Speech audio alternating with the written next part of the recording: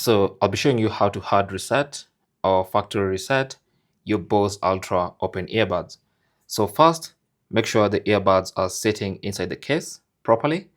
And then you want to open up the lid of the case, and then you press and hold the button at the back of the case until these lights blink, and then blink blue, and then blink white again, and then blue, and then until they go off. So it's going to be about a 20-second process. So let's start together. So press and hold for about 20 seconds.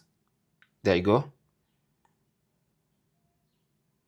You can see the lights blinking blue. Just keep holding.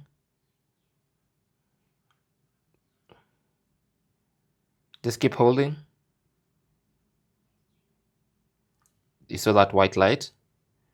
And then it's going to go back into that blue pulse. Just keep holding. You can see they're white now, and then they go off. And then now you can let go. So that is basically how to factory reset or hard reset the Bose Ultra open earbuds. Now, if you have some connectivity issues, you can fix them by doing that. Thanks for watching. Don't forget to like and subscribe. And if you have any comments or questions, talk to us down in the comment section. Good luck.